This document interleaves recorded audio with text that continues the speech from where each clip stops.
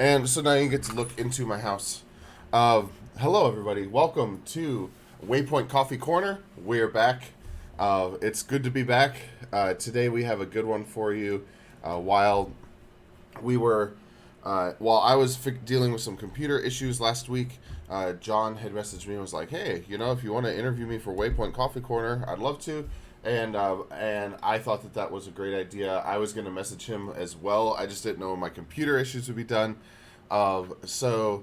John, good morning. How are you doing today? Good morning. I'm doing all right. Haven't really had my coffee yet, but I'm working on it. Me neither.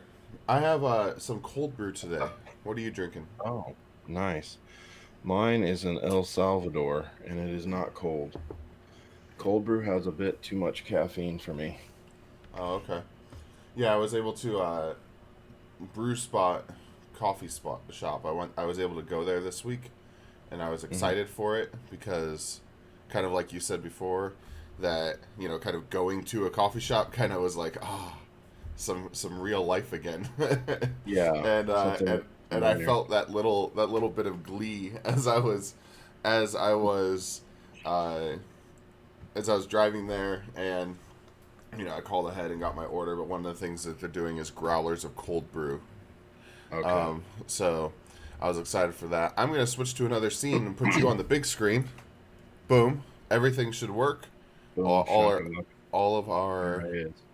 I'm gonna perfect. adjust my this thing real quick so I'm a little better centered. Sorry. No There worries. we go. Awesome. Who do we have in the chat today? I see your daughter Jada's in here. So when I get to the question I of, banned her. She's disobeying me. oh, well, that's interesting. I'm just joking. we, I guess right now is a time to talk about family discipline and how to be a good father.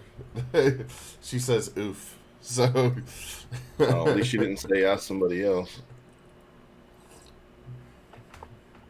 all right, awesome, awesome. I have to forgive me for fidgeting, but this stupid arm has a mind of its own and doesn't like to stay where I put it. Yeah, I feel that. Mine's sitting right on my desk, and it covers like only like this much, like a very little bit of my left screen, but it's just enough to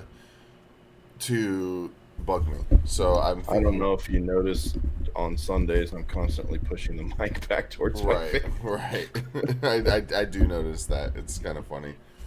Uh, anyway, good morning. I think we're letting some of the caffeine kind of get into us a little bit.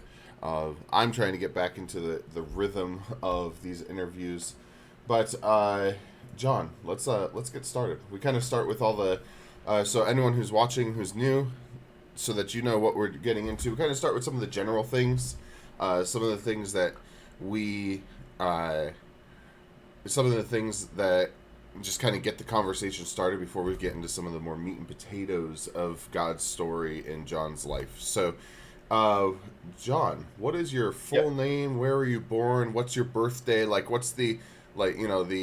The what are all like those basic things about you?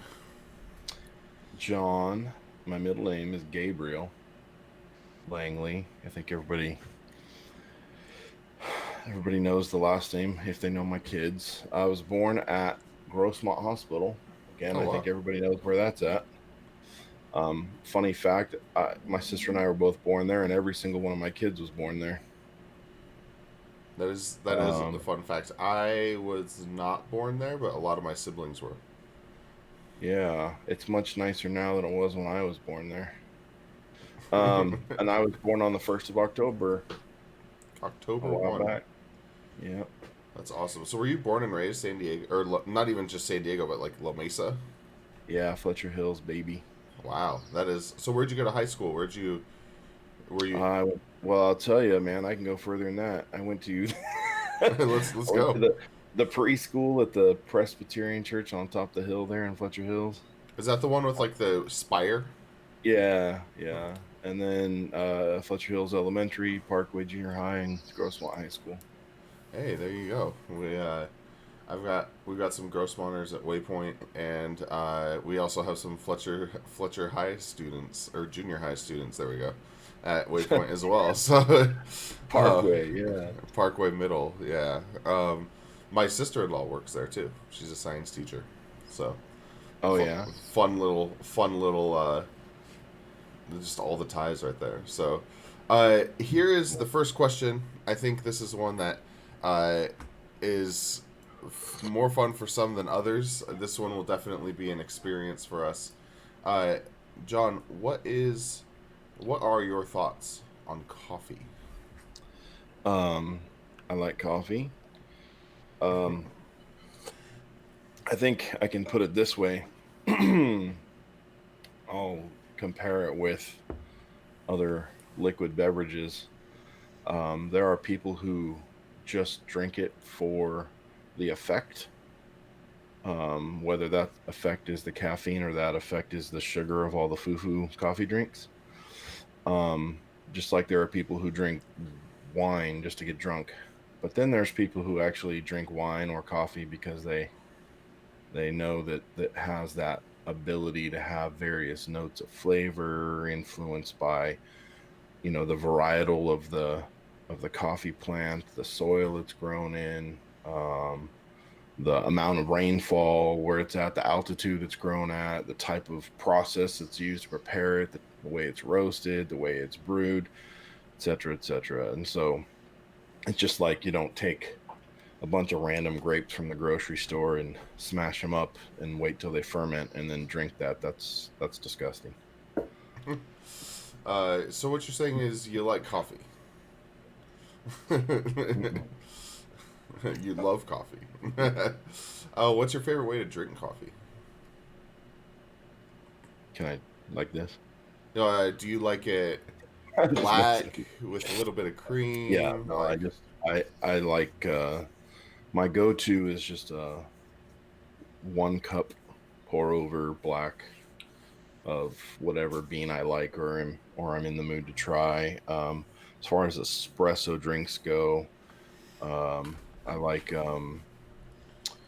well, people don't really do them here like Italian style. It would be I'm gonna say the word and then people are gonna think Starbucks, but a macchiato, which is 2 shots of espresso with like a tablespoon of foam on top, mhm. and then I also like the cortado, which is again 2 shots of espresso with a little bit more, tiny bit more milk. It's like a large shot glass. Hmm, interesting. Yeah, my first experience with coffee. Or here's a question: when did you start drinking coffee? Well, I mean, that's that answer just kind of depends on the definition. Obviously, as a kid, my parents had instant coffee. Does that still exist? Absolutely. I'll share you my Oh, sh- coffee experience. So there was instant coffee, there was church coffee, which, for you for the generation now, that you got a lot better chance of that actually being good.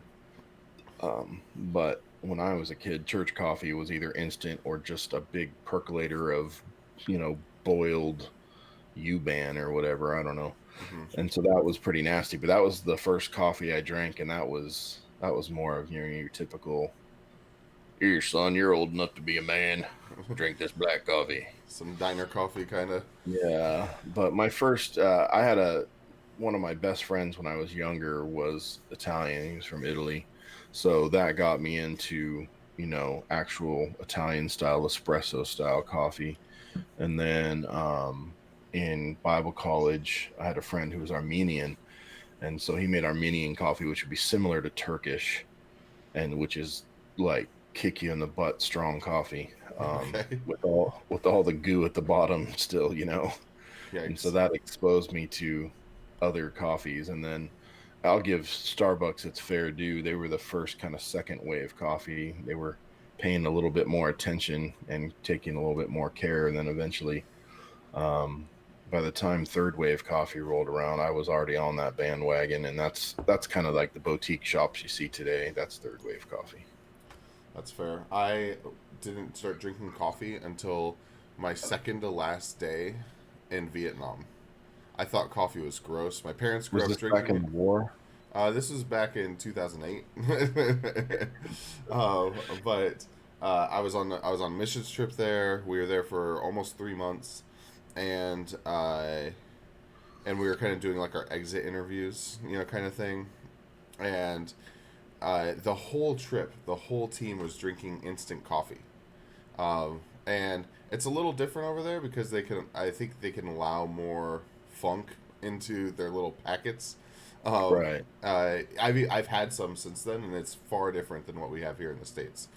Uh, and everyone's drinking coffee, and we're like sleep deprived. Like, we're there. It's super hot. Like, I mean, we're just struggling.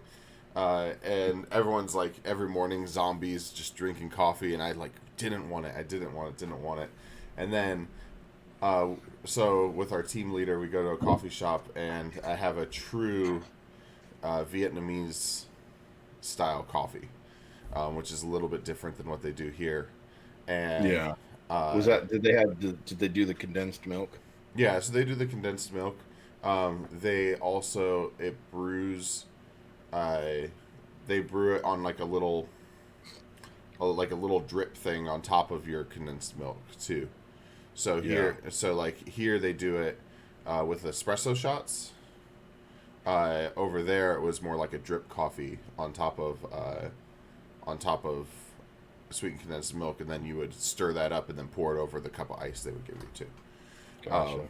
So so then I came back, and then when I would study and pull all nighters in college, I would just go to Denny's because they have free coffee refills and free internet, and I would just study all night and drink coffee. And then Steve Hosmer actually introduced me to Third Wave Coffee, but this is an interview Gotcha. about you, not necessarily about me. So, um, get into some of your favorites. What's your favorite movie or TV show? That's a tough one. Like a lot of things pop into my head, so I'll just I can as, redefine it if you'd like. well, as far as movies go, um, like literally several popped into my head when I was reading this question, and they probably fit different categories, but like the Italian Job, the 2003 version, not the one from the 60s. Right. Um, Pops into my head is something I've watched several times that I really liked as far as that kind of funny action, kind of capery kind of thing. And then in that same tone, like the Ocean's 11, Ocean's Yeah. 12, etc. Those there's some of the actors in those films that I don't like, but in those films I like them. It was really well written and clever. Same thing with Oh Brother, Where Art Thou? It's not something I can watch a lot, but I am a it's enjoyable. The man. soundtrack is really enjoyable. Um, as far as like old school stuff from my from my younger days, what about Bob and Groundhog Day? Both Bill Murray movies are just classics. Um, there's one I've told, maybe you've heard me talk about it. Our family's watched it like 10,000 times. It's called House Guest. It's a terrible movie. It's a total B movie, but we love it. We have it like memorized. I think we Uh, all families, large families, kind of have their go-to, right? yeah. Another one that I particularly enjoyed, again, it probably is different than the first ones, but similar. Is called The Rundown. It's one of The Rock's earlier movies, Okay. and it's funny and with some good action, and it's good. And then I think Elf is probably a classic, funny film that So we got a large list of go. movies. Well, yeah, I'm just like thinking like they're all good in different ways. For example, the very first Avengers movie and the very first Guardians of the Galaxy are memorably like movies that I remember going, "This is the best movie I've ever seen," Right, right. and I still think they're some of the best. Um, Do you understand the concept of the Tooth Fairy? It means it's nothing to from me, the but it's I'm from the guessing it means Rundown. something to It's you. Do you know the actor? I'm blanking. It's coming to me. Anyways, it's a line from the movie The Rundown. Yeah. But I have to mention, I've only watched it a couple times because it's like it's a movie. to watch is the 2010 True Grit, Oh and yeah, that was just so well done. Like I don't want to watch it a lot because it's like so realistic and like it's heavy, yeah. but it was so well done. Dude, That's what the is one that with act? Jeff Bridges, right? Christopher Walken. Sorry, Oh yeah, yeah, yeah. it's a Christopher Walken line from the rundown. Yeah, the one with Jeff Bridges, phenomenally, and even what's his face? How do you like them apples? Matt Damon. I think Matt Uh, Damon is actually a good non-action actor as well as a good action actor. yeah, I mean, he was in True Grit, and he did his character wonderfully. So Okay, so you kind of hit like a whole bunch of genres. I agree with you. It's funny because the more and more time we spend together, the more I realize how similar we can be, and like basically those are all in my wheelhouse. I've seen all those movies. I enjoy all those movies for various reasons. They're you've got gen to see the rundown. Okay, I'll take a look, or I'll have to look it up or something. Maybe Samantha and I can watch it for date night. But I those are all good movies. I think I think they encapsulate kind of like who you are and who I am as like a pastor too, because they're not like overtly gnarly, in their content. Yeah, It's a little bit easier to enjoy. I have to say, like one of the things that has um, changed in me over time has been I no longer desire to see the typical American revenge violent movie. It's Hmm. like, oh yeah, but it's justifiable. Yeah, but it's still like violent, murderous revenge, and it's just so ungodly. I can't enjoy it anymore. Yeah. I was pretty blind and not paying attention when I was younger, but it affects me now. Yeah, I feel that there's a bunch of movies that I saw in my early 20s that I think are, and to this day, I think are phenomenal movies, right? Really good from like an objective. I study not study. I enjoy them because they're like well acted, well written, well, like those types of things. But uh, the content can be a little bit rough, uh, and like I just don't enjoy them as much as I used to, you know. And I think that Yeah. that's one of those things, or like it's not even that I don't enjoy them as much as I used to. It's that like I know that content's in there, and I just don't feel inclined to watch them. So like I haven't watched. I hesitate to say some of these movies, right? But uh, I'll give you some useful info. If you use Voodoo, mm-hmm, do you use that? no, Okay, so Voodoo is like an online movie rental thing. okay, They've actually implemented a family thing. I forget what it's called, mm-hmm. but you can turn it on and tell it what you don't want to see or hear, and it just skips past it. And could you do that with can you do that with most movies? They've got a pretty large library that includes that feature. It'll show up, the icon for it'll show up on the screen if it's included. And I tested it the other day. So, like, if you put on the profanity filter, Mm-hmm. it doesn't change the video, it just mutes the audio for a minute. If you put on like the sexual or nudity thing, it just blanks out the video and picks it up right after that scene. Huh. So, That's something I'm gonna have to check out because I think that's a feature that is missing in a lot of like today's uh, yeah.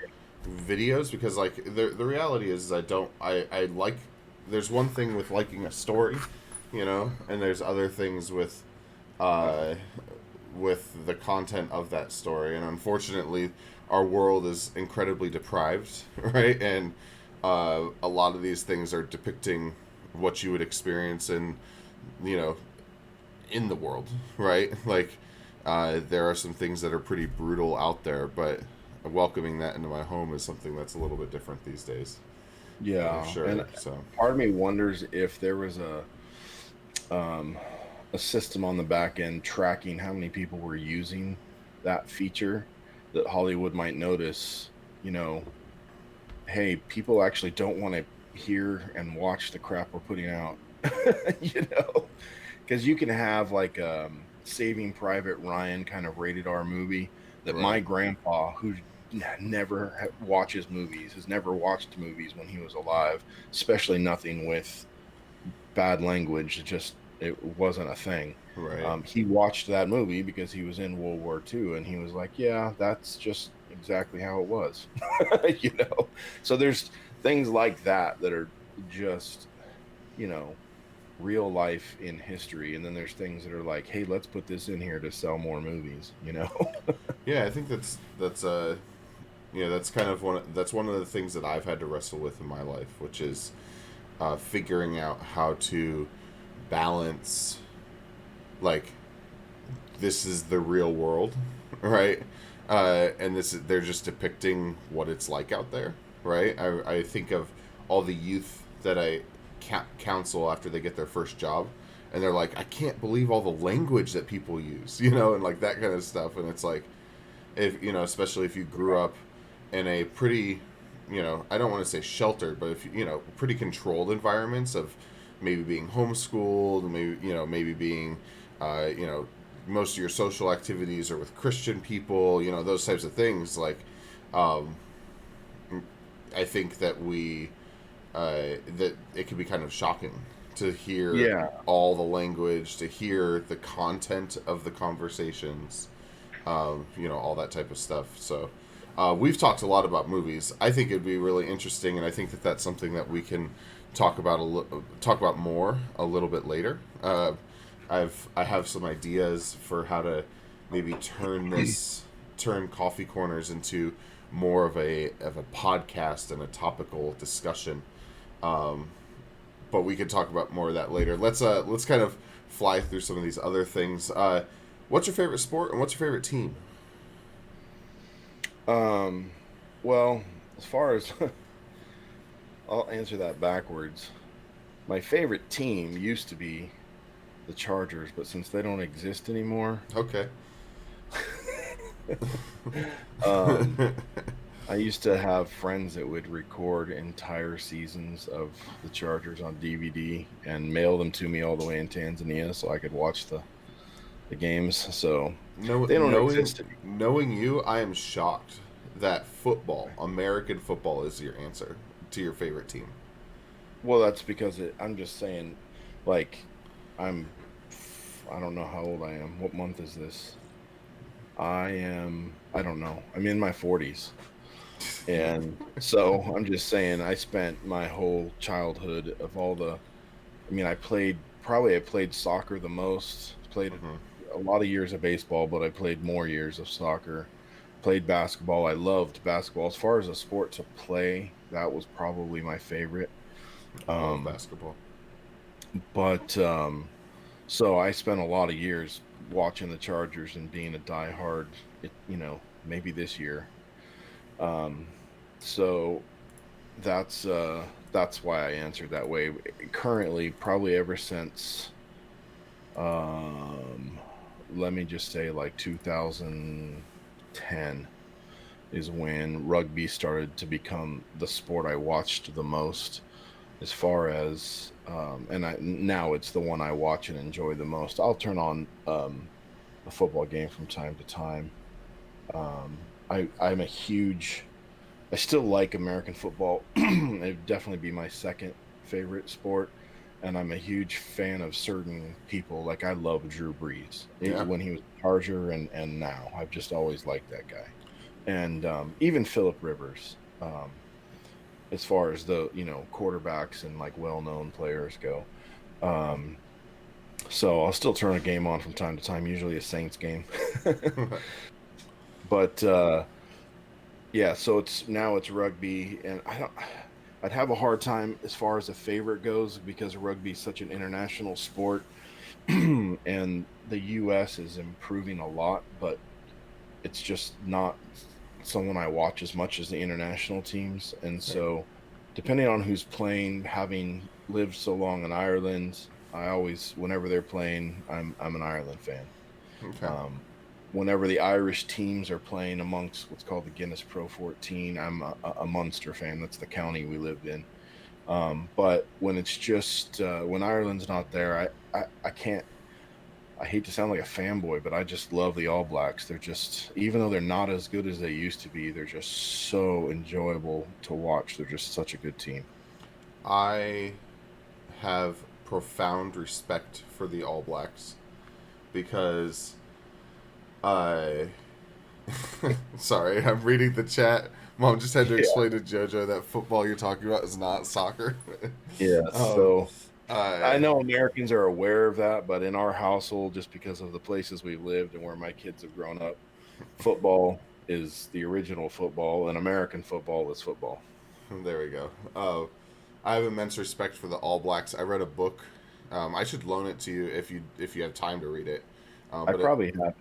it's called The Captain Class, Oh no, I don't have that one. and what it is it analyzes. Uh, he has like a certain criteria, a really strict criteria about dynasties and sports dynasties, and he Hmm. tries to identify like what is the key feature, like who is the key person that like holds these dynasties together, and he narrows Okay. it down to like 7 teams all time across all team sports. Okay. Teams that didn't make the cut are like the '90s Bulls, right? Like, which is pretty crazy, right? Like Wow. that's how strict it is. Two different iterations of the All Blacks are on that list. So, Wow. so I just kind of have this. I mean, I think in sports, we all have to appreciate greatness, right? We might not like it. We might Yeah. not like the person. We might not even like the sport. But like, I mean, even if it's baseball, I'm not a huge baseball fan. If it's rugby, which I don't know a lot about, like there's just respect there for them. So Yeah. I kind of There's expected that to be one of your answers. I don't know if it's still the case, but they were considered um for the longest time, statistically the most winningest franchise Mm-hmm. of all time. I don't know if that's still the case because, like I said, while they're still the best, they've lost more. It hasn't affected their overall standing, but they've lost more matches in the last few years than usual.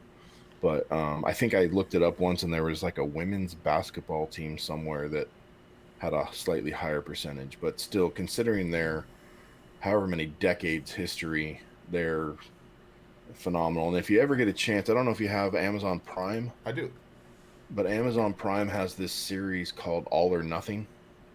Yeah, they do it for football too, right? They do it for all kinds of sports. Yeah. They did one on the All Blacks on their 2000, I want to say 2018 season, and it Okay. was one of the best sports related kind of docu film things I've seen. Okay. Yeah. Do they have the edited language version on there? Because I've only watched the I football ones with the edited language.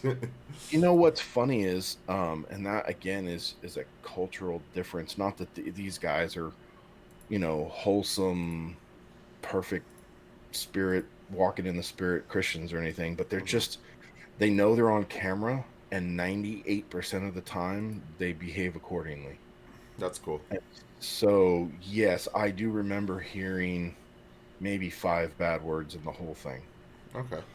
So I'm probably going to be totally wrong when you watch it because that happens. so, I also but think like maybe I I'm. just remember going, "Oh, there's some bad words in here," but man, these guys are like really careful. It's like only caught on camera in like really intense moments. Right. And I wonder if there's also a cultural thing too there, Oh, right? Like, absolutely. like I think language and bad language and coarse language, as I'm teaching on tomorrow, and as we taught on Thursday, or as you taught on Thursday. I think that coarse language is different depending on the country that you're in. So it's almost kind of interesting hearing like an Australian talk for me, right? I have a few Australian friends from the dance Mm, world, they and have a they lot. They have a lot in their vocabulary that we would look sideways at. right, and it's just like, oh, like you're using words that if I said it, people would be like, huh? not just because I'm a pastor, but because I'm American. And I wonder if that's the Ireland's even case. worse. Yeah. So And that's the funny thing. New Zealand has a very similar culture to Australia in that regard. But in New Zealand, maybe just because they're like a lot of country people, like yeah. raised on a farm and that kind of, they're just, it's kind of like in the South. Everyone in the South cusses. They're just super polite and they don't do it in public when they know there's a camera on. That's fair. That's fair. I mean, they are also allegedly winning COVID-19 too, so maybe there's something to being polite that we're just trying to that we should emulate. But lastly, just because we're on the topic of sports and because you grew up in the '90s and you grew up in the '90s and have you? Dude, I graduated high school in '91. Okay, well, boomer. No, I'm just kidding. No, that um, my parents would be boomers. well, so then college was the '90s. Have you Yeah, watched? go ahead though. Have you watched The Last Dance? The Michael Jordan Bulls documentary that's on ESPN. I have not. When did that come out? It literally just ended their 10th episode, which is the final episode, Oh no, I on haven't seen it. on Sunday. So it's very recent. It's on ESPN. It's free. I suggest it. You'd probably appreciate it. So, let's kind of fly through some of these because we've just this is a different interview because there's a lot more life that you lived, and there's a lot of topics to cover. Do you play video games? Let's just say yes or no. Um, I don't really, but I was prepared for the question. Oh, okay.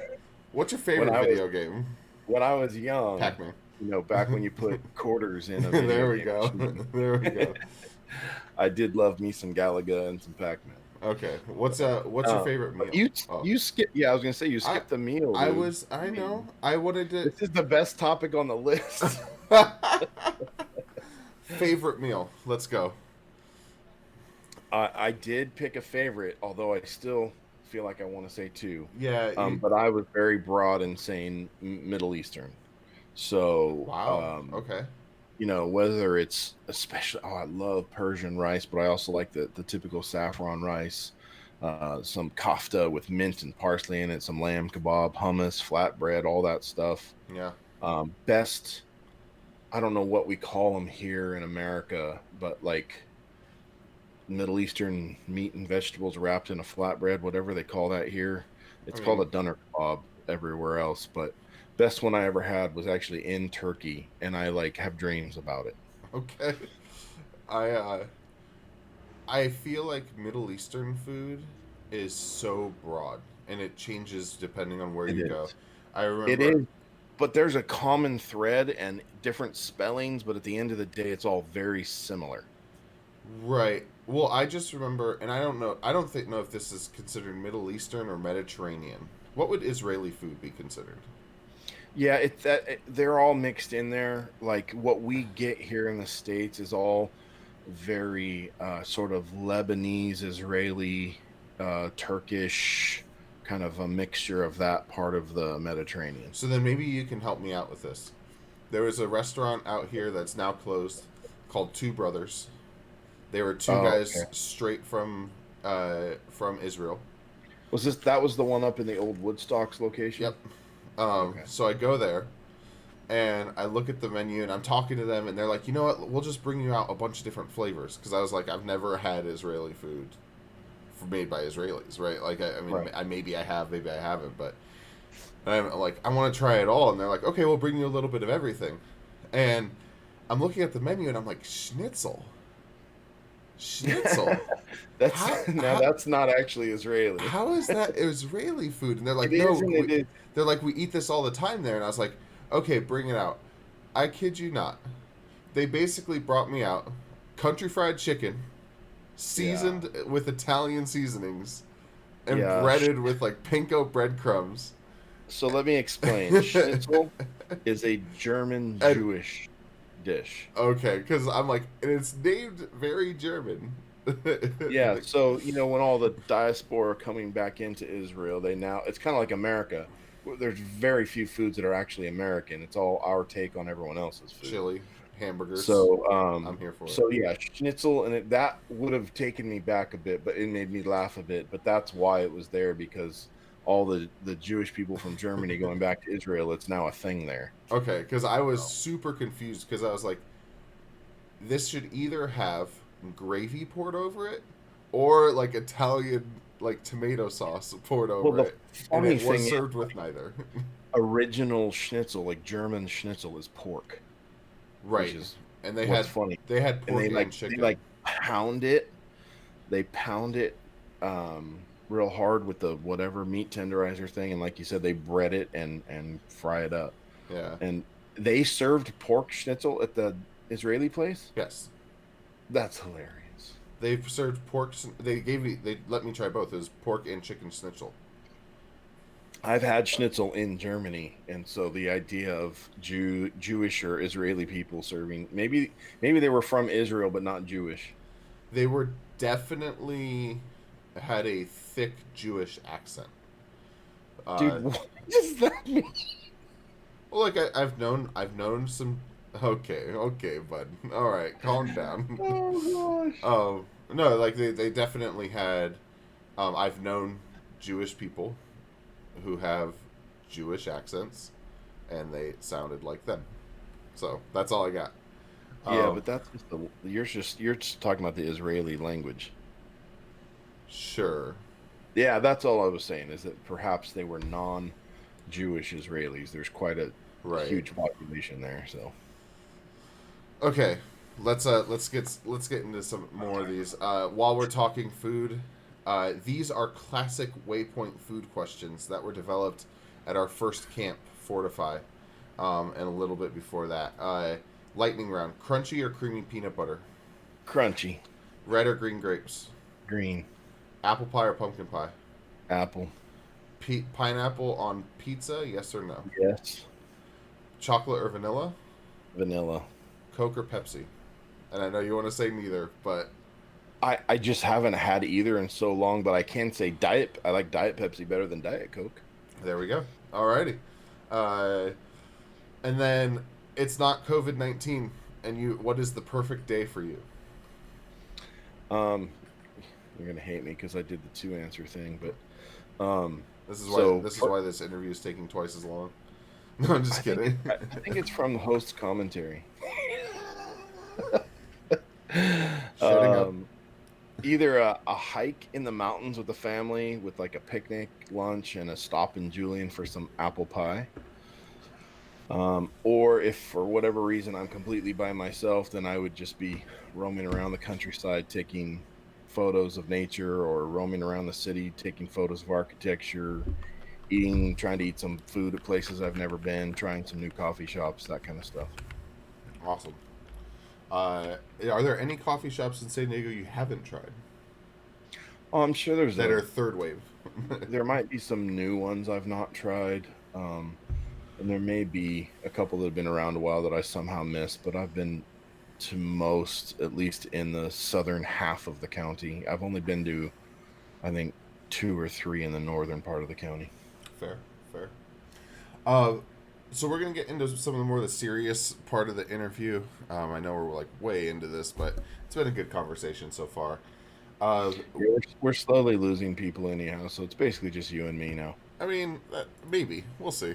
Uh, I know. Well, anyway, whatever. Sometimes if you refresh the chat, you'll get more people in there. But you've mentioned it already, and you've mentioned it already, and I just want to hear a little bit. You grew up in San Diego. You've got a large family, and you feel called to go into the mission field.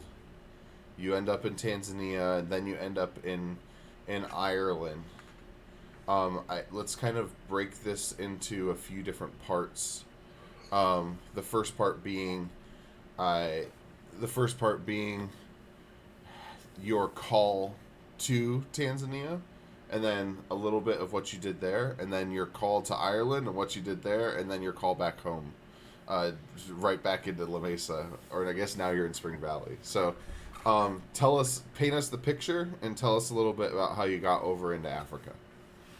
So, absolutely, I would even I would even frame it in an answer to one of the questions Okay, that you said you might ask, the one of tell me the story of a key defining moment in your life. alrighty. Um, there was, and I think it's important to frame it this way, and this will be the thing I'll be the most long-winded on, and then I'll shut up and be quick about other things. But um, as far as a key defining moment, which will lead to answering the question you asked, was when I was 27 or 28, with two, married for about 6.5, 7 years at the time, um, with two children, a third. Carrie was pregnant with a third on the way, and in the middle of planting a church in Santee, I lost my very good job in a tech field. Um, we were broke. I had my car repossessed, no money in the bank, no food in the pantry or the fridge, not exaggerating. Um, Having to borrow money every month just to make rent. I had to file for bankruptcy. Um, and then on top of that, had to move out of the place we were in because it was sold. Mm-hmm. And just going from that full time job that paid really well to basically a year and a half of looking for work, and eventually spending 6 months working a near minimum wage job as a laborer doing hard labor in demolition. And just that drastic, I want to say fall, but it was all part of God's plan. um it was definitely an unforgettable key moment, and ultimately very fruitful time of learning to truly trust God, um in a way I had never understood, a kind of faith that had never been real or even theoretical in my head. Just trusting God flat out, not holding anything back. And that necessitated learning and growing a lot in humility. Um, so eventually, and very much out of the blue, I ended up getting multiple job offers in the IT field again. Um, uh, at that time, I ended up taking a couple of those jobs. So God was bringing us through the trial, teaching me and our whole families. I mean, at the time the kids were really young, so Carrie and I, teaching us tremendous lessons in faith, and then providing literally 3 or 4 job opportunities at once. I ended up taking 2 of those jobs, and I was working.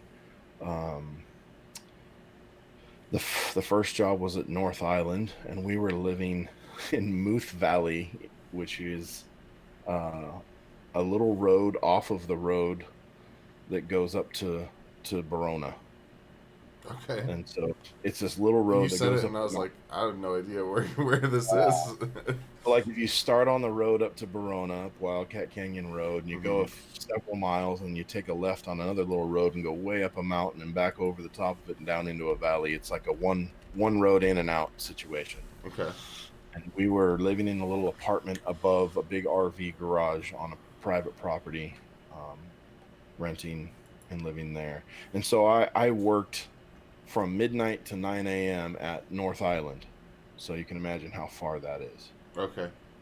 And then at 9 a.m., I'd get home about 10 a.m. and I'd sleep for about 3 hours, maybe four if I could. And I'd get up and get ready for the other job, which was typically like 3 p.m. to 11 p.m. Then I'd Wow. go do that job.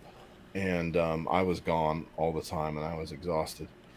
Um, but we were trying to get back on our feet after all the financial issues and such that I just described. And I was driving by. Um, right across the freeway from Santee Drive-In, they were they had torn down these old nasty apartments and they were rebuilding these really nice brand new looking places.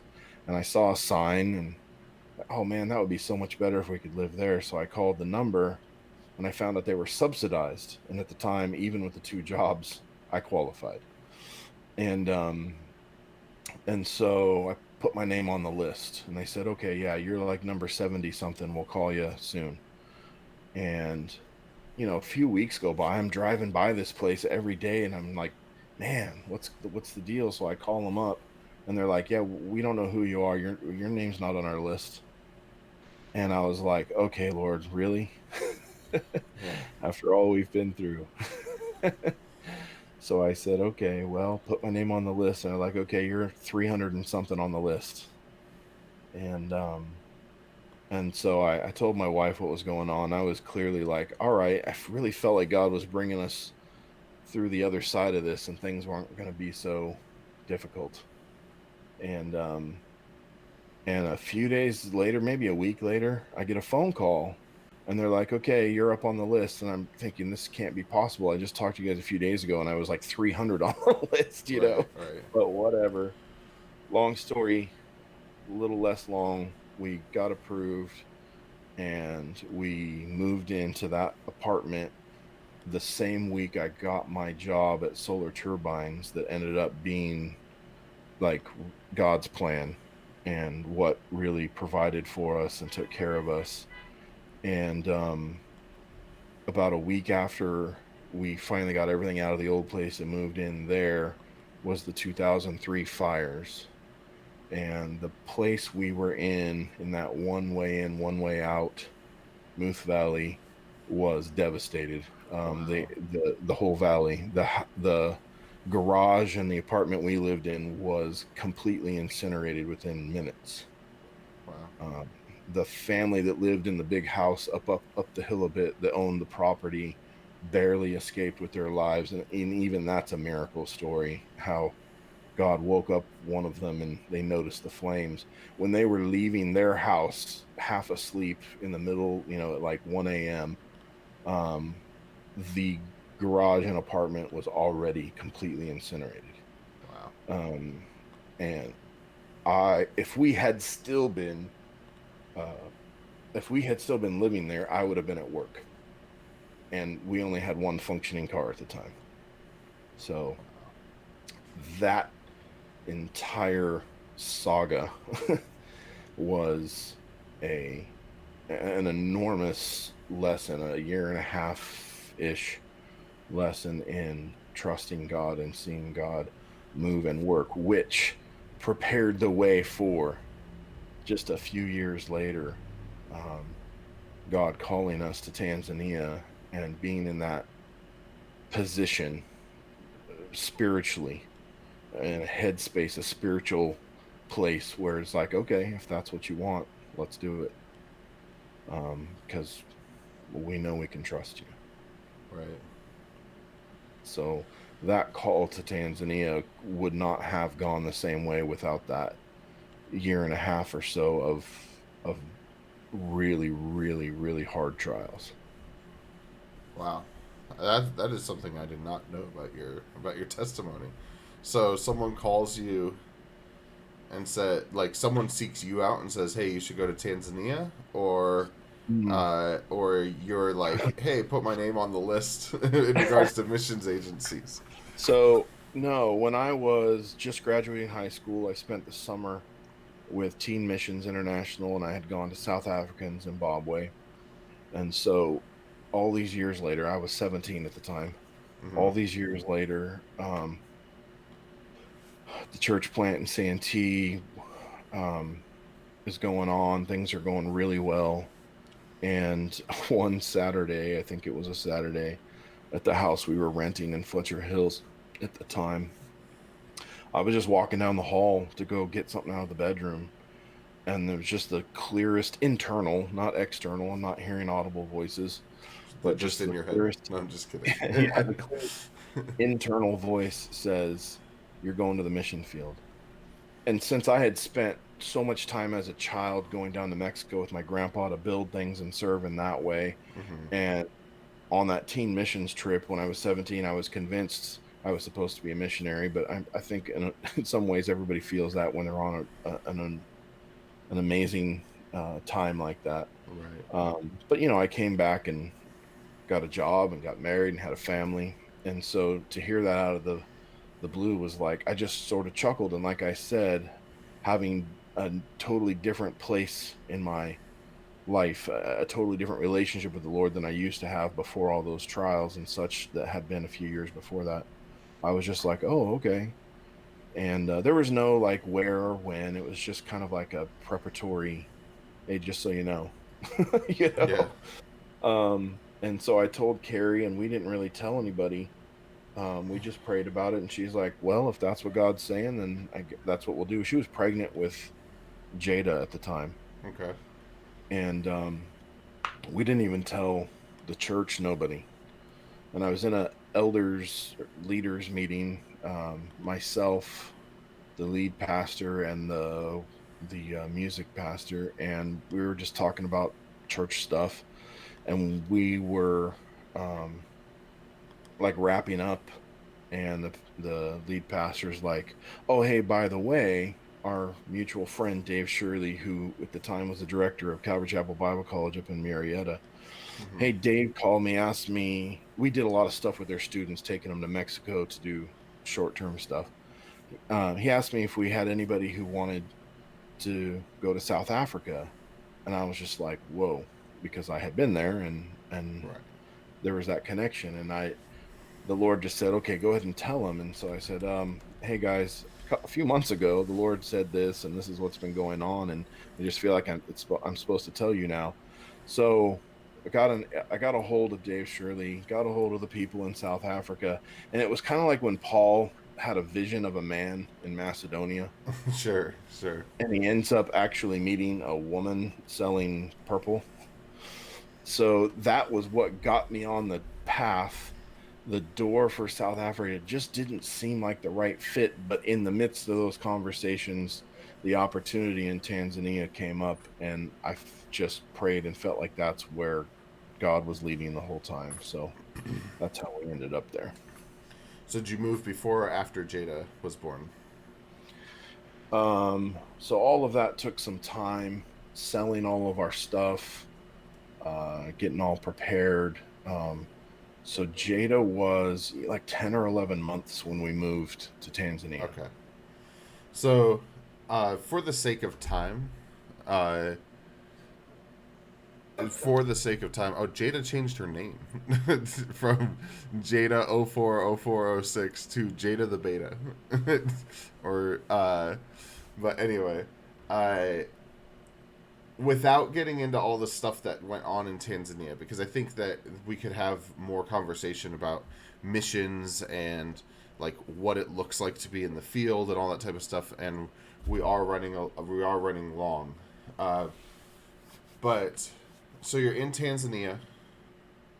What is the one sentence, two sentence, three sentence version of what you did in Tanzania? Oh yeah, that's easy. Mostly training pastors. So I taught at a couple different Bible colleges, training local pastors. Um, we would go out into the villages doing evangelism and also doing seminars, training the local pastors and how basically like inductive Bible study, how to read and understand and preach the word. Because they basically will just listen to a message from anyone who calls himself a Christian and then repeat it on Sunday because that's really all the resources they have. That's what I'm Um, doing tomorrow. and then and then evangelism, where we lived was probably 60% or more Muslim, Okay. maybe 70%. So evangelism in town on the villages along the lake, evangelism to the Muslims, and then we worked with the local guy trying to help out children who had been basically orphaned because of the AIDS epidemic. So Okay. So then, a quick question: are they generally hostile, neutral, or positive towards Christianity over there? Just depends on the audience. The Okay. Muslims are definitely hostile. Okay. So you're out here doing ministry. How long were you in Tanzania? 5 years. So you're there 5 years. While you're there, are you feeling like this is where you're going to be for the rest of your life? Are you feeling like this is a temporary thing? Are you feeling like this is a semi long term thing? Uh, Uh, uh, yeah. So I at the time felt like being outside of the U.S. was definitely going to be long term. I was okay. prepared to be outside of the U.S. for the rest of my life. Okay. Um, that was, as far as answering your question, that's the closest I can come. As far as where I was then, the same I am now. Just I kind of like what James says. Don't plan too Right. much about tomorrow in that sense, like thinking you know what's going to happen. I was open to whatever what God wanted to do. So then, so you're there and you're faithfully, as some of us pastors like to say, you're faithfully tilling the soil, right? You're faithfully preaching the word, training people up, making disciples. You're in Tanzania, and how do you get this call to leave Tanzania and go to Ireland? This time around, it was more of just a sense that um, that it was time to move on, that there were other needs, other places, and that the people that I had worked the most directly with needed needed to be on their own to continue growing in ministry in the way God was calling them to.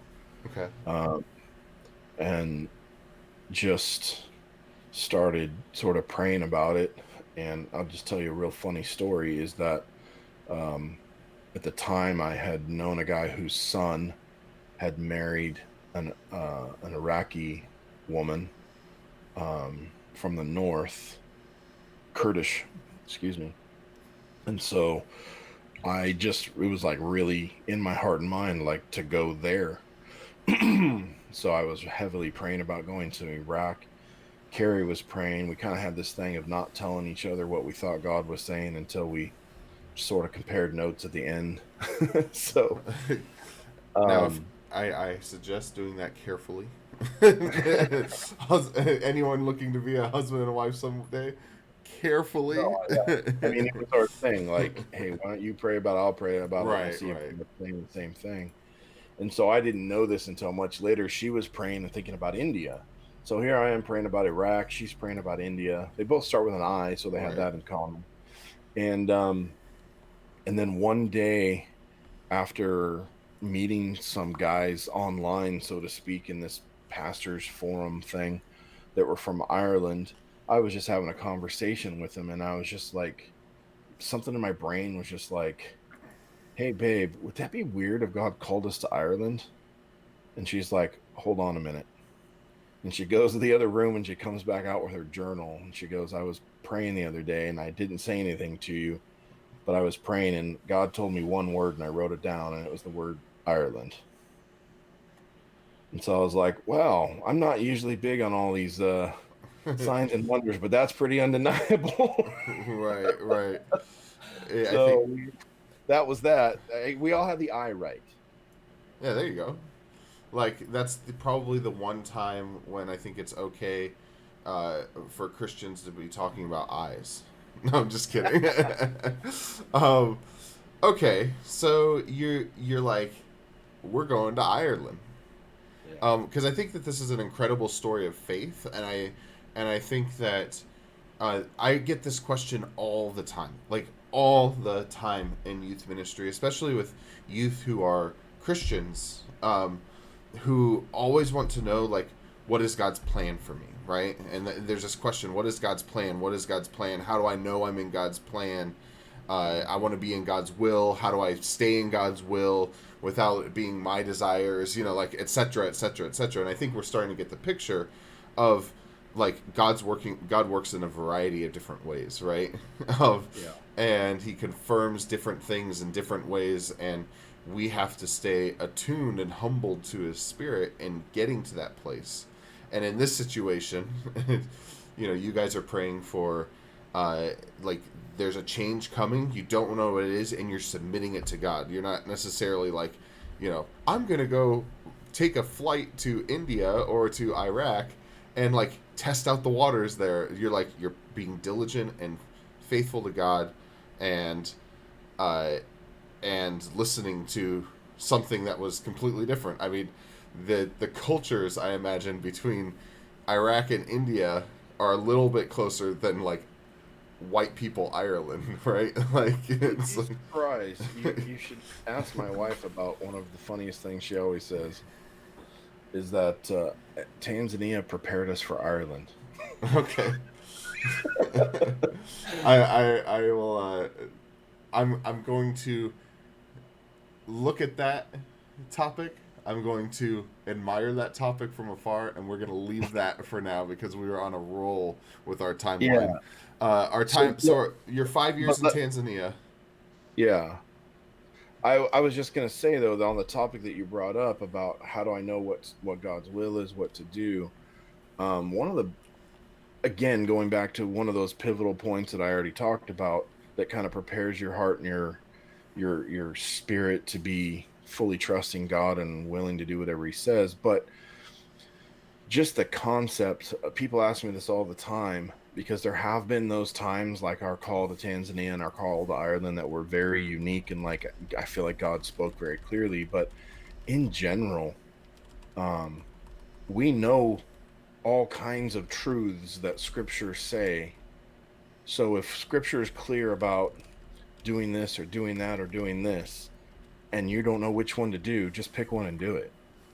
Sure. God I always say God's really good at shutting the doors when we choose wrongly.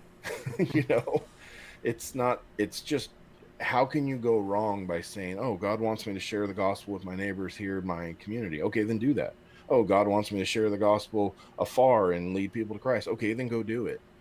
And Right. if in the process of trying to do those things, God redirects you, then He spoke. He made it clear. It's His thing. Let Him do it. There's no shame in the plan changing.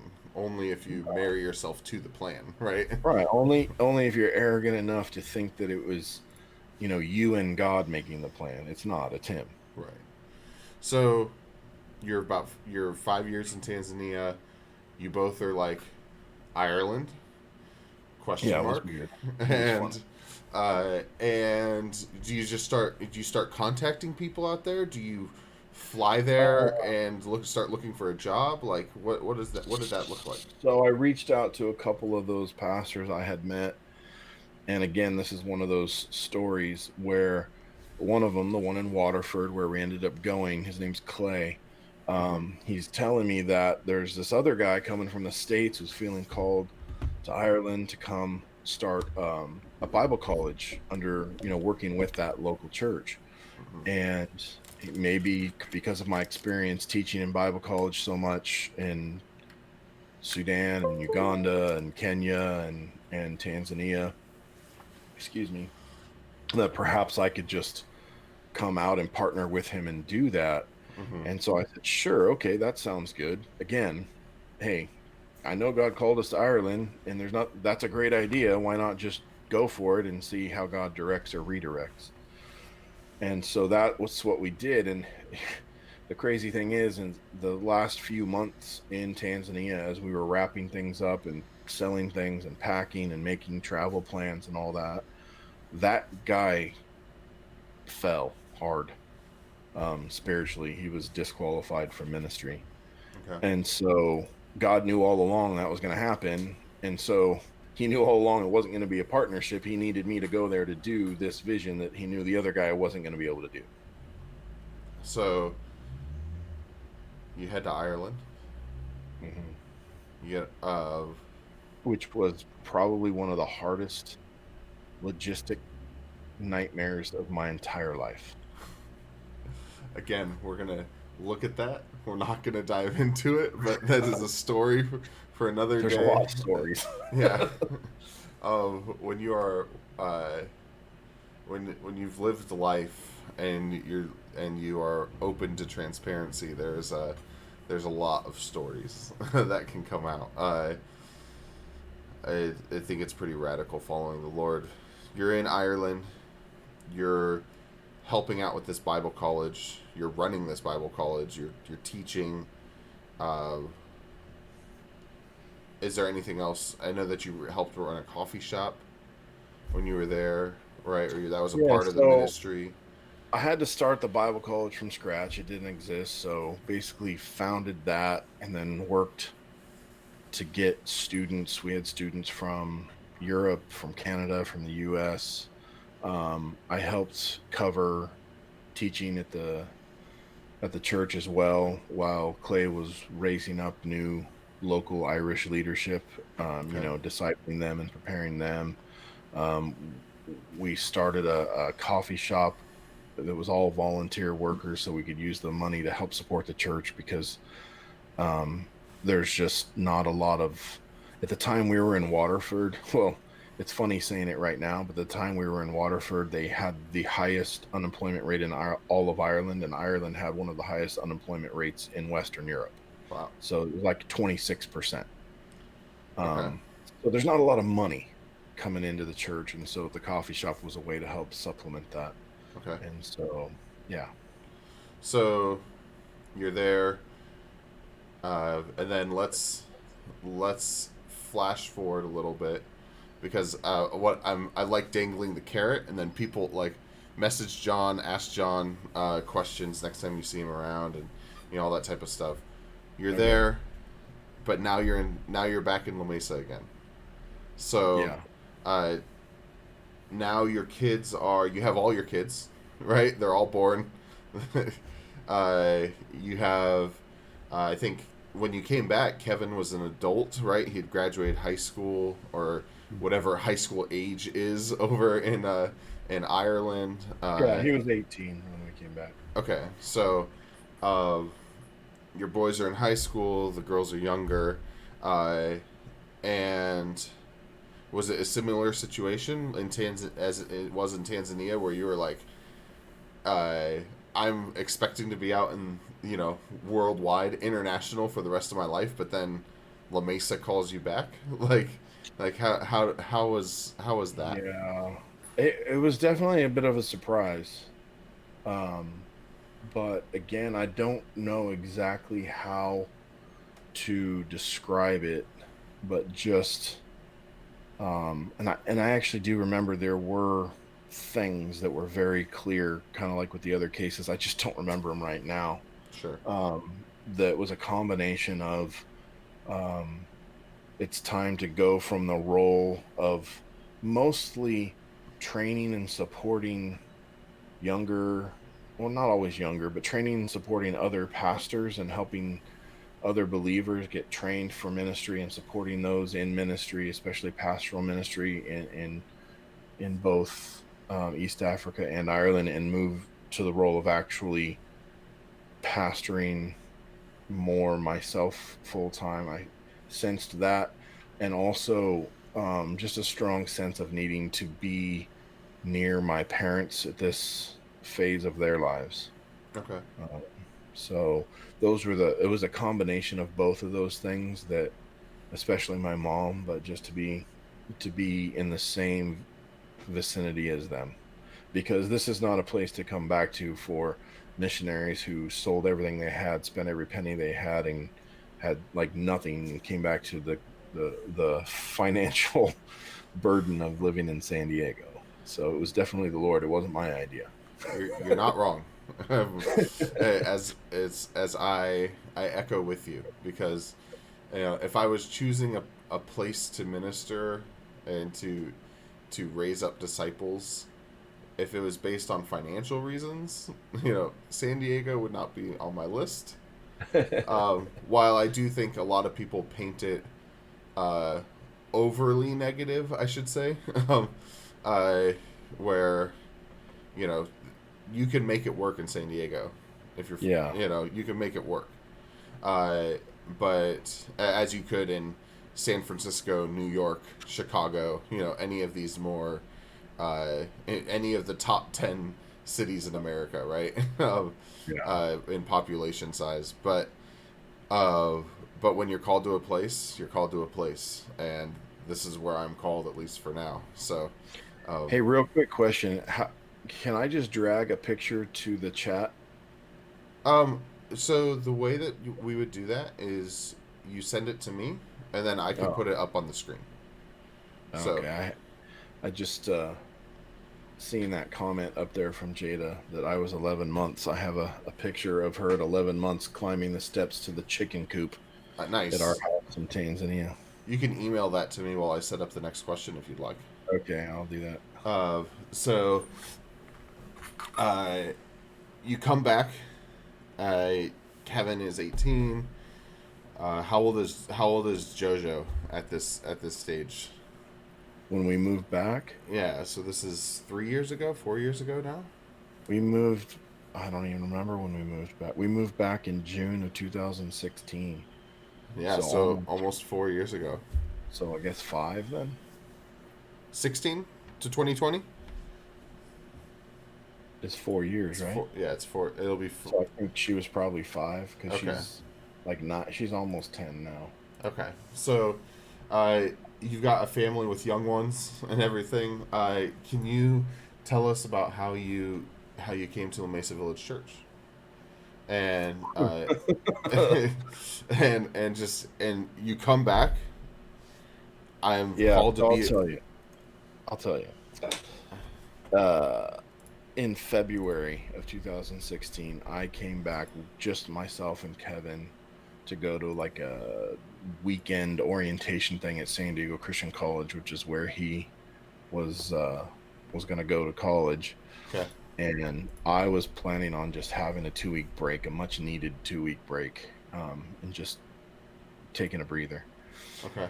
And a friend of mine who knew the former pastor at La Mesa Village Church, which was then called First Baptist Church of La Mesa, Hmm. Jim, knew him through a mutual friend. My friend pastors in El Cajon. Um, he knew that we were praying about coming back, and he knew that there was another pastor at the Calvary Chapel in Lemon Grove who was a friend of mine. He's not here anymore, but um, he wanted to talk to me about potentially taking over the pastor position at Calvary Chapel Lemon Grove, Okay. which of course would fit with a lot of my history with them, with Calvary Chapel as a movement. And I absolutely, his name was Dave, and I absolutely loved him. He's, I don't mean to speak in past tense like he's dead. He's not. He just moved away. No. Um, Okay. sweet, sweet guy. In fact, my Crown Vic belonged to his father who passed away. I bought it. I bought it from him. All right. Anyhow, so I was going to be meeting with Dave because I didn't want to be rude and say no, and just praying about the idea of maybe taking over the pastorship there. And my friend Matt says, "Oh well, will you meet with this guy Jim?" And so I met with Dave one day, Jim the next day, and and I had information, but nothing from the Lord. No, really, no intent to do anything other than just kind of pray about it. Like, okay, I'll pray about it. One of those things. Right. And Jim the next day asked me, "Hey, will you come teach this Sunday?" And I was like, I'm sorry, we're leaving Monday, and I really need Sunday to get prepared. I was being polite. I just didn't really have an interest Yeah. at the time. Really, it was not what I had pictured when I had gone and visited real quick, like sat in the back for a few minutes in one of their services, and I just thought, well, this is like a really small, struggling church, and I don't have any money. This just isn't going to work. Right. Um, so I I was like, no, I really can't do it. And then of course, as soon as I hung up, I felt completely convicted by the Holy Spirit. I kind of have a policy of never saying no when somebody asks for someone to teach. And so I called him back and said, you know what, don't worry about it. I'll come do it. And so as I was um, literally standing there teaching that Sunday morning, and maybe some others can relate to this, but when you're teaching, oftentimes, and hopefully this is always true, God is speaking through you, but you're also one of the congregation listening to him. Okay. And sort of that two people in one place at the same time. Well, that other guy was sitting there teaching and also hearing, yep, these are the people I want you to shepherd. And I was like, nope. And he was like, yep. And I was like, oh, okay.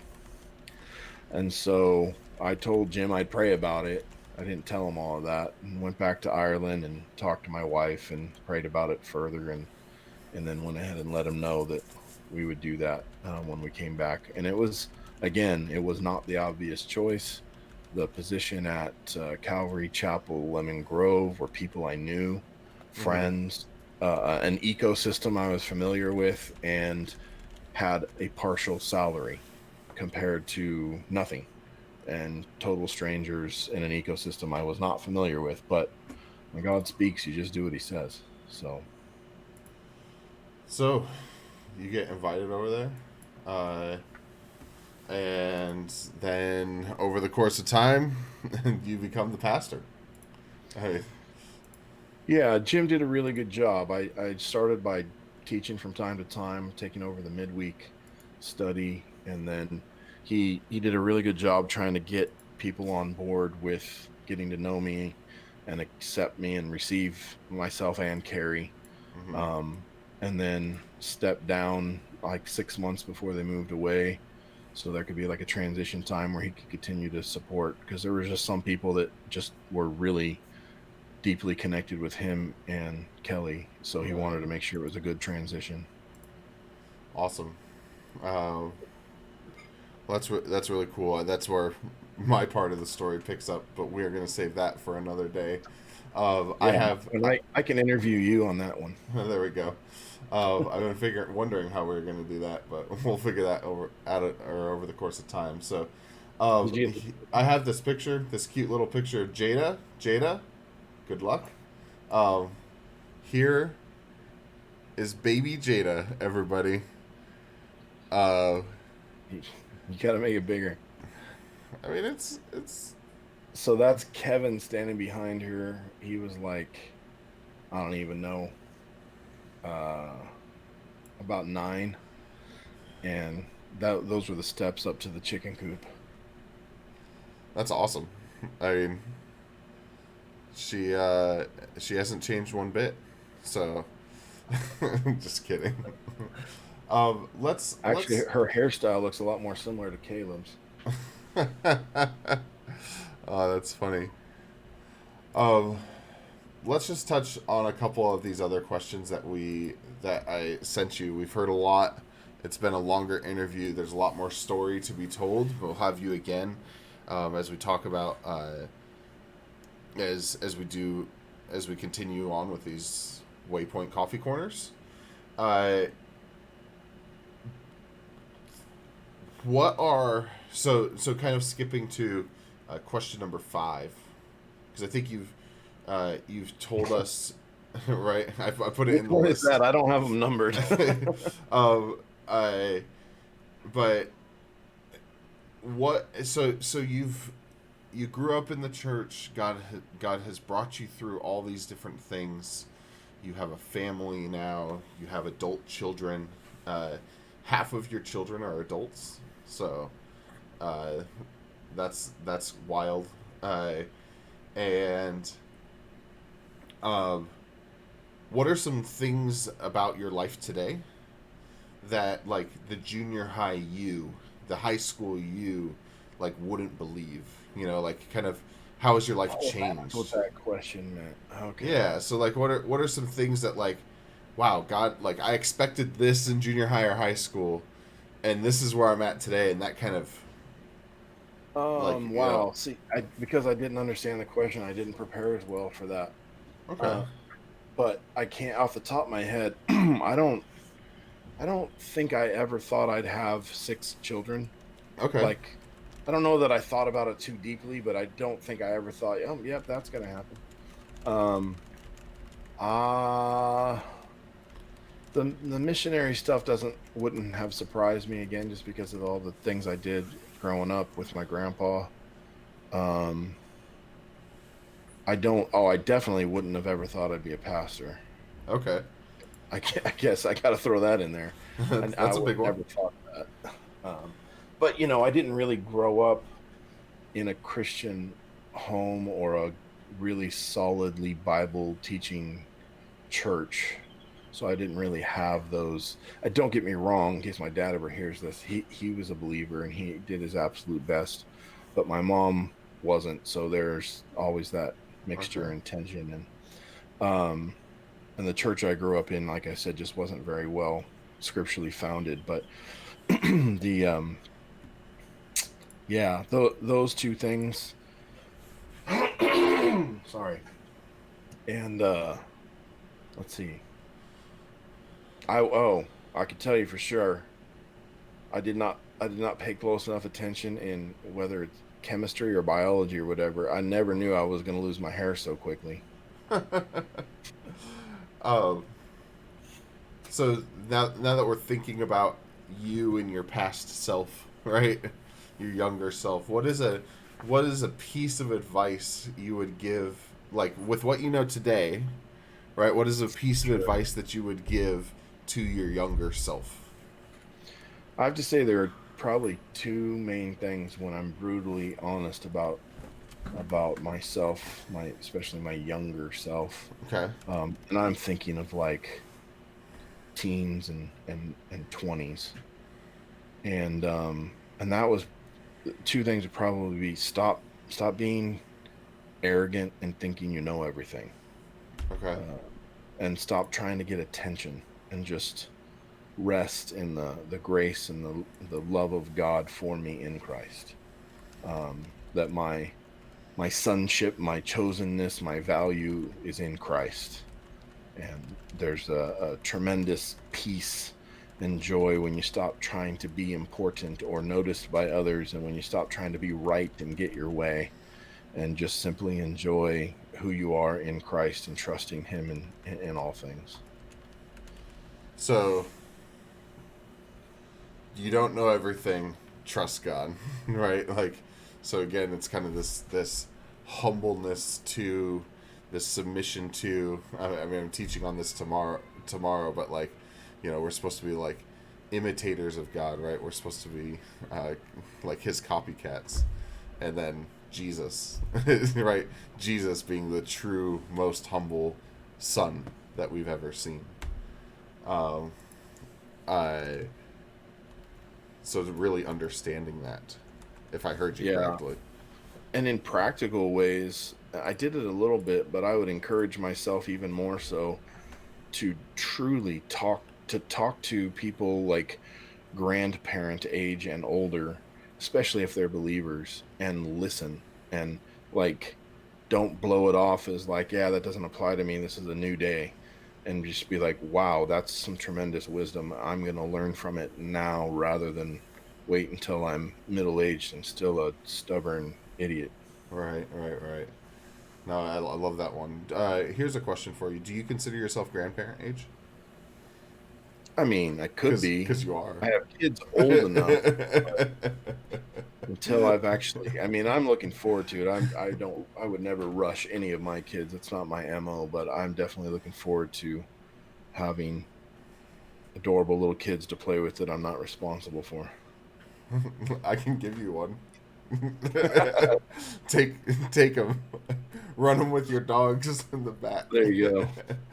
Put in um, a Lincoln pen. there you go. Like, I mean, do you have a fence around your house? It might be enough. You'll go down in your canyon too, um, or your back hill, I should say. Uh, cool. Let's just do one more, and we'll call it a day. Um, I This question is a little tricky, but or really introspective. But if someone were to meet you for the first time, maybe there's a youth watching this who hasn't had a lot of interaction with you, or uh, I mean, frankly, if there's an adult, we'll be sharing the VOD of this later. But what is one thing they need to know about you to like be able to to get a jump start to interact with you well, to get a jump start in getting to know you? There's so many things. That The, you're a f- weird dude. the No. first thing that comes to mind is that if you're talking to me, I'm either tired or I'm tired and covering it with caffeine. Okay, so you're always tired. So that will help you know how to talk to me. Probably more seriously, good grief. Um, I don't know. I think that's a question better answered by people who know me well. Well, so it's what do you, so then here's another way of asking the question, because this was a question that I've adopted from a men's Bible study that I did once, Okay. and it was really interesting to hear men who are notorious for uh, not opening up, right, and Mm, kind of having those rough initial hurdles, those barriers of entry, so to speak, when it yeah, comes to like getting to know them.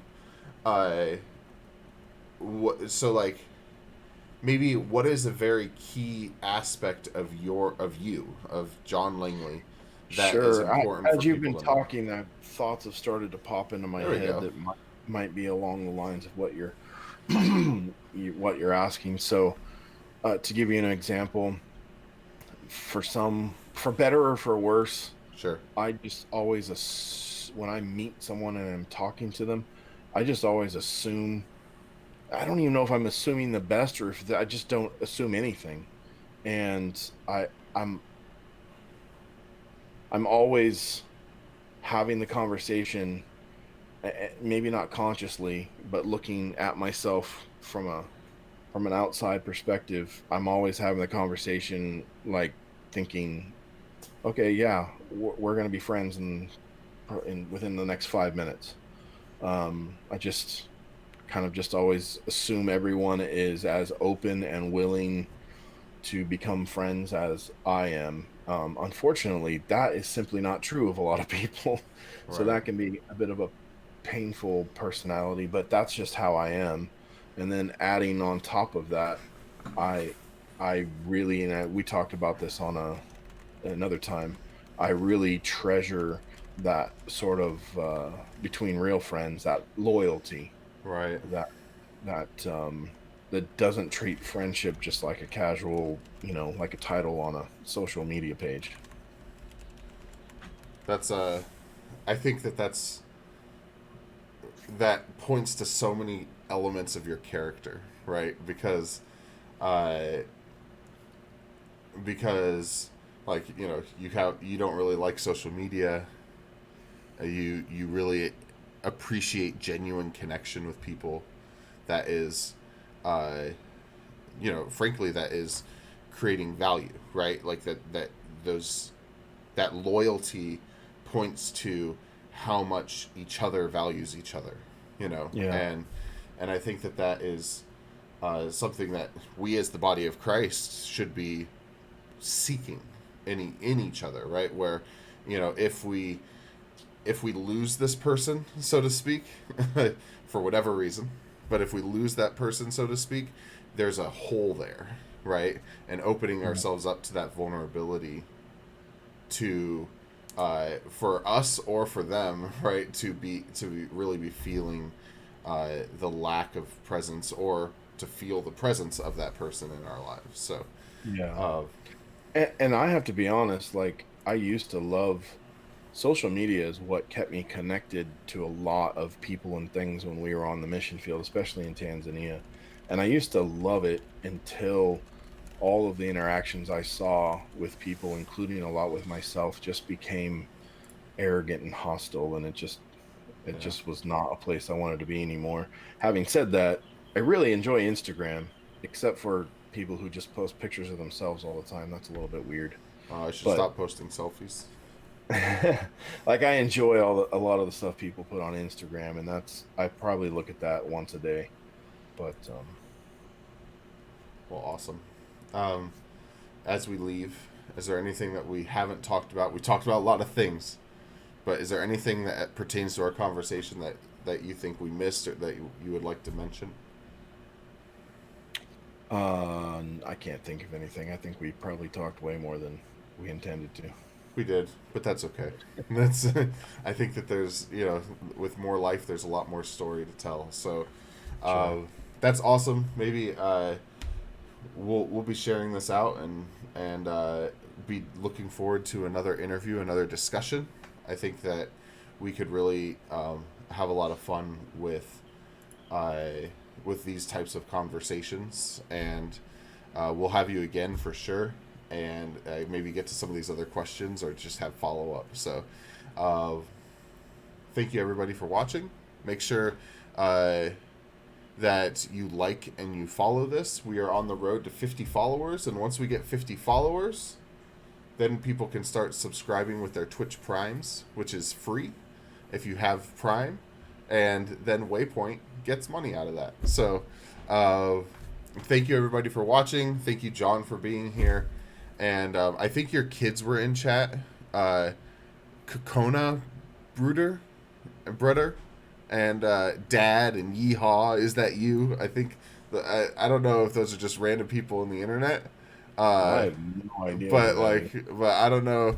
Maybe we got chat bombed or something like that. But uh, that being said, uh, this is a great interview. I appreciate it, John. Thank you for taking time out of your Saturday morning, and have a great rest of your day. All right, thanks, guys.